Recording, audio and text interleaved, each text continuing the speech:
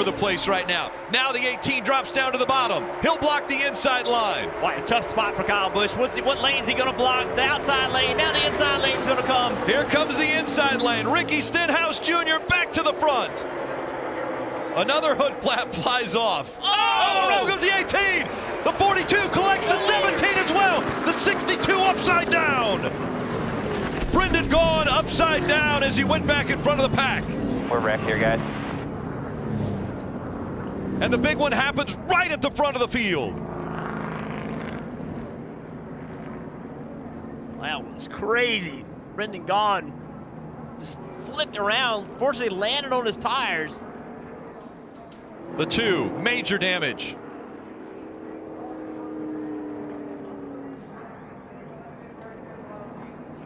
That is why drivers' heart rates are through the roof on these late race restarts, these racetracks. Yeah, the bumpers just don't line up as well as they used to with the old COT, but the pushing is just as aggressive as it's ever been and creates those type of situations. Rick, you were calling the action 2 and 3 wide. The runs were so big, and 3 wide, you can't move. If you want to avoid the run, you're just going to get hit. Marty. I just go back to what Kyle Busch told me before the Motor Mouth show last Wednesday. He said, man, I've been wrecked in the front, in the middle, in the back, and he was leading there and got in this accident. Adam Stevens said, hey, we're going to cut everything off this car we can, and Kyle Busch said, dude, I don't think this thing is going to roll straight. So you see them more dissecting what's going on there, and the same thing for Brad Keselowski trying to get to his pit stall, and you see Brendan Gaughan on the backstretch. Man, what a crazy crash, but good to see Brendan walking away from the car. When you're in these multi-car accidents, even cutting stuff off and rolling around at 40 miles an hour is a lap.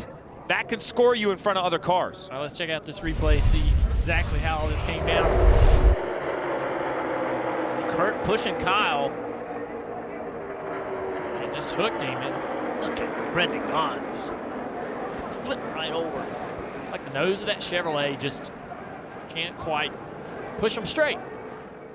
It just can't do it.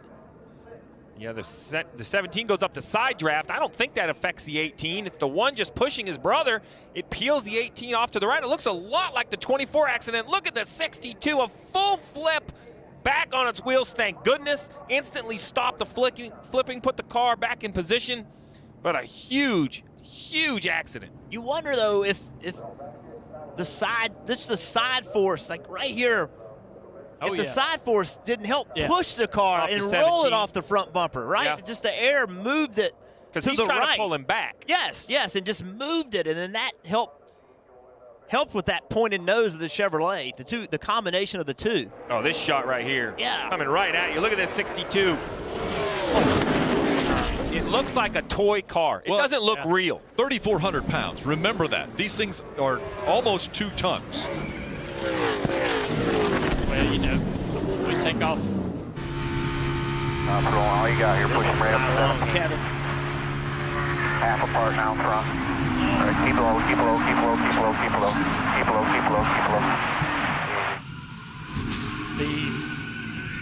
The airport for this racetrack where these drivers teams come in and out of just off of turn 2. Those planes over there land, take off at 125 knots. Yeah. Yeah, a big jetliner that you fly on, it takes off at 170 miles an hour. We're seeing these guys at 200 miles an hour get airborne. Yeah. That's Man. so that you know, it looks like a toy car, but it doesn't take much to get air under that car and lift it up off the ground. Red flag right here, so nobody can work on these cars during the red flag. We could put all the safety innovation we can into the cars to try to keep them on the ground, but in that situation, you're just not going to be able to do it. Well, that's the problem. It's one thing for a car to be sliding at that speed, but you saw it wasn't a slide. Once that other car makes impact, it changes all the dynamic forces on the car, puts a little bit of lift once that angle changes, but you saw one flip right back down.